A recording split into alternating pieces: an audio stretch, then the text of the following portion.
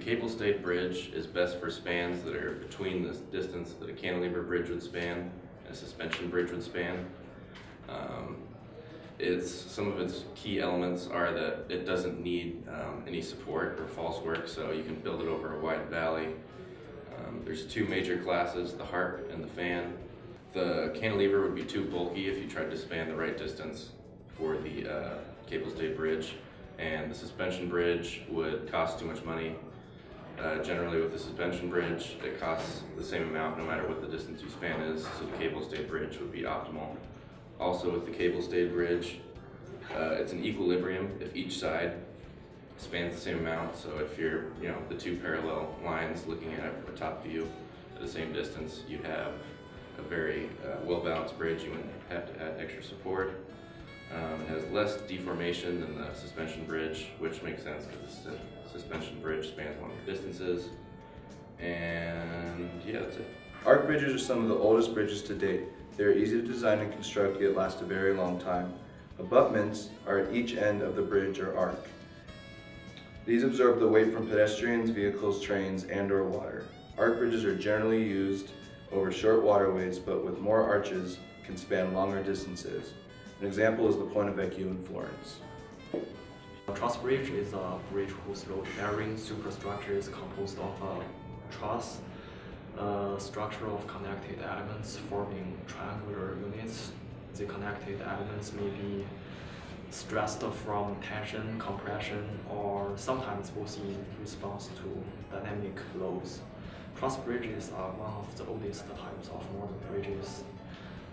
A truss bridge is economical to construct because it uses materials efficiently. And the nature design of a truss allows the analysis of the structure using a few assumptions and the application of Newton's laws of motion according to the branch of physics known as statics. A cable bridge is a bridge in which the car deck is suspended by cables that are stretched between towers. A famous suspension bridge is the Golden Gate Bridge or the George Washington Bridge, but the longest suspension bridge is in Japan, and it's 6,432 feet long, which is 21 football fields. Suspension bridges are normally used to span large portions of water, and they're good for this because they're less expensive than a full structure bridge, and they're tall, so boats can drive underneath them. Suspension bridges are very durable to earthquakes, but not very durable to high winds. As we saw in Tacoma in 1940, a suspension bridge fell over due to high winds.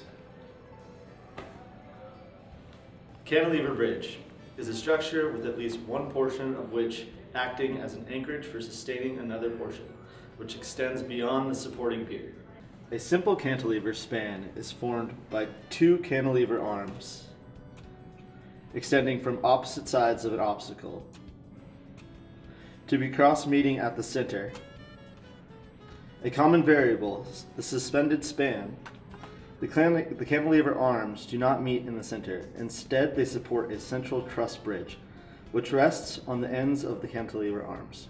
The suspended span may be built off-site and lifted into place, or constructed in place using a steel traveling support, resulting in low stresses and longer spans being reached up to 1,500 feet.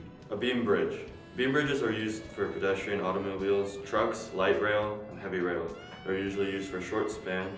The materials that they use for beam bridges are timber, iron, steel, reinforced concrete, and pre-stressed concrete.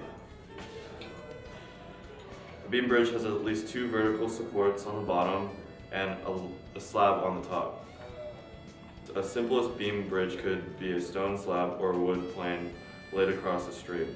However, to add more support, a beam bridge can utilize a truss. Bridges designed for modern infrastructure will usually be constructed of steel or reinforced concrete, or a combination of both. Types of construction could include having many beams side by side with the deck across the top of them.